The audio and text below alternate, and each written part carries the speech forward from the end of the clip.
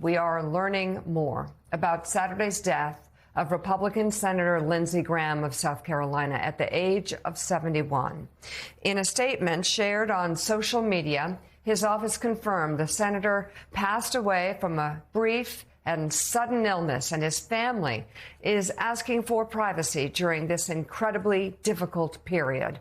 According to a preliminary examination by D.C.'s medical examiner, his death was caused by a heart issue. Graham served in the House of Representatives for 8 years before winning his Senate seat back in 2002.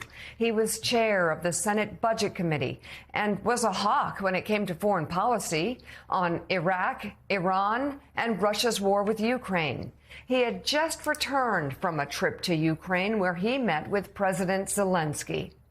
Axios reported that several hours before his death, Senator Graham complained of feeling unwell and said, I can't die now. I still need to do the Russia sanctions, get Iran sorted out, and do Israeli-Saudi normalization. He passed away a short time later. Graham's death creates an unexpected vacancy in the middle of his campaign for a fifth Senate term. South Carolina Governor Henry McMaster says he will appoint a temporary replacement to Graham's seat until January 27th as Republicans hold a primary to choose a new nominee to face Democrat Annie Andrews. And we'll start right there. Joe, you worked with Senator Graham, with Lindsey, as you put it. Right. Your thoughts this morning on his passing? Well, I mean, I came in with Lindsey the same day. We were both elected in the 94 class and came in with him. And, you know, Lindsey was always, he was always laughing. He was always joking. I know in 1998, Steve Largent, Lindsey, and myself, we went around the country and campaigned together. And in that one election, Lindsey gave me enough one-liners and jokes to hold me through speeches for the next 20 years or so. One of the things I remembered him, I think he was in South Carolina when he was joking about it. Lindsey was telling people how hard it was to redistrict in his district because half of the homes were on wheels. But it was constant joking. You know, as far as his legacy goes, as John Meacham said recently at the passing of his father-in-law, he contained multitudes. I will let everybody else here and history judge Lindsey on his House face, his John McCain face. I will just say we've said some tough things about Lindsey. I've said some tough things about Lindsey. He said a few tough things back over time, but we saw him on the 30th anniversary of the 1994 class's reunion. And just wonderful together, like not a day had passed. And we were laughing, and he was joking, very kind to the family. And that's the way Lindsey usually was. So most senators will tell you they'll get into pretty hard fights with him and end up walking away with their arms around him. It was never personal. It was always very political. It was, of course, his policy position very personal to a lot of people. I'm just talking about for those that are debating and fighting and moving forward on policy. Lindsey never seemed to make it personal. I will say, Jim VandeHei, one thing that you know very well, we've joked about it time and time again, is when about 10, 11, 12 of us, Lindsey and Steve Largent and, you know, a lot of other people, John Chaddig and others would get together. We would talk about the possibility of overthrowing Newt Gingrich. And so we would have all of these private meetings, Matt Salmon always there. And, you know, we would Tom Coburn, of course, and we would show up. And usually it went pretty well and would have all these secret meetings. But every time Lindsey said, let's have it in my office, would go to his office. And as we walked down the hall, there would be a gauntlet of reporters. And every time we got there, we said, Lindsey, if we're going to have secret meetings to overthrow the Speaker of the House, you can't send out a press release. And the joke went around inside of there that, you know, Lindsey's a great guy, but you'd never want him guarding the Pentagon.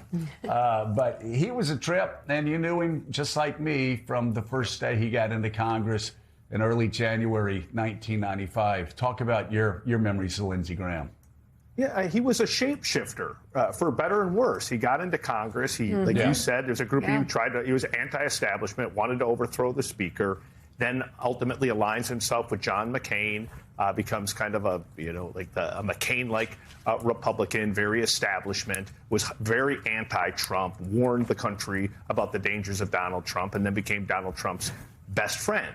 And I think one of the things about Lindsey is he was always relevant. He was always in the middle of the action. And I think that was his drug. That was his addiction. He wanted to be in the middle. He wanted to be making a difference. And at the very end, as you guys talked about at the top of the show, he was talking to our reporters, talking to other people daily, because he was trying to do three things.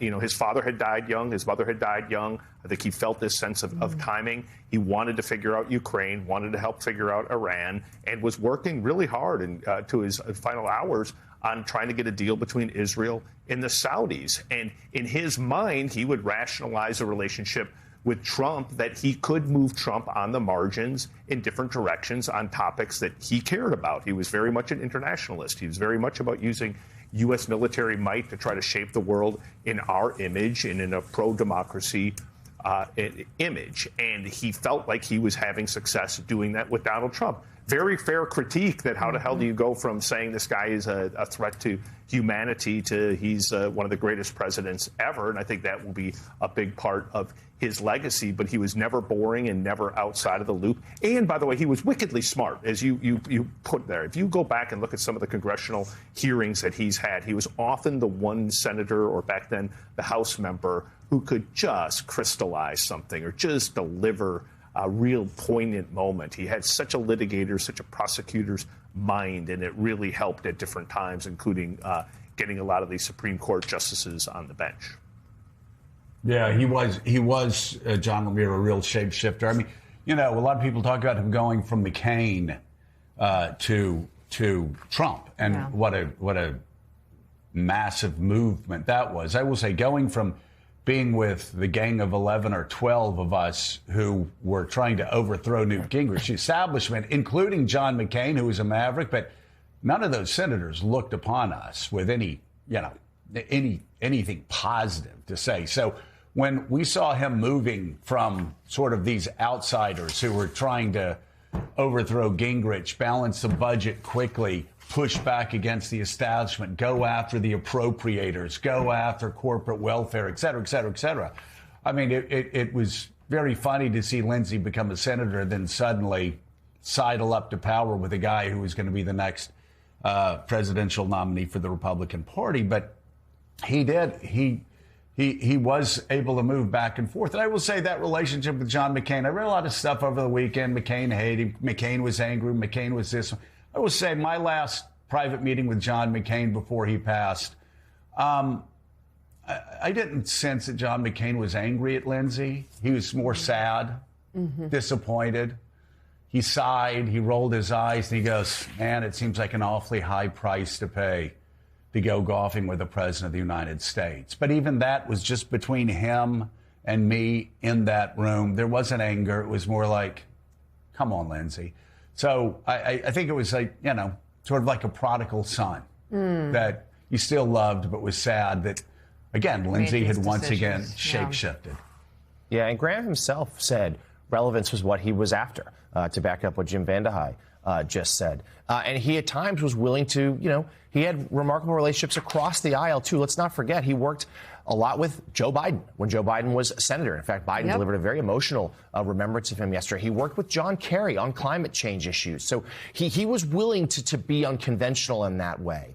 He was, of course, as noted, a shapeshifter. Who could forget in 2015, 2016, he was such a sharp critic of Donald Trump. He tweeted that if we nominate, meaning Republicans, Trump, will be crushed. I'm paraphrasing only slightly. He said, and we'll deserve it. Trump retaliated by handing out Lindsey Graham's cell phone number. He read it aloud at a rally. And yet, so it's remarkable how the two of them were bitter foes for a while, and Graham worked his way into the relationship. Yes, for relevance. Yes, to say he played golf with the president, which he did a lot, but also because he was trying to move Trump around the edges. And for all of his sort of inconsistencies going from McCain to Trump, I mean, that's quite a journey. The things he did believe in was being an internationalist, to try to be a hawk on Iran, a hawk on Russia. And I will say in Kyiv, there's a sense of mourning here. That is where, Graham spent his last days. He continued to insist that he was going to move Trump on these Russian sanctions. Trump has yet to do so. But Kyiv feels like they lost an ally here at a moment when it does seem like they had some momentum, not only in the war, but in Washington. That Trump seems a little warmer to their cause than he had been before. And the timing here was sudden. And the president himself was emotional, yesterday, talking about Graham, tweeting about it. And to have Graham die at this moment where one of his real hopes was that, Joe and Mika, was the United States would take it to the Islamic Republic of Iran and to have it to pass away during that conflict. It's obviously sort of ironic timing, I suppose.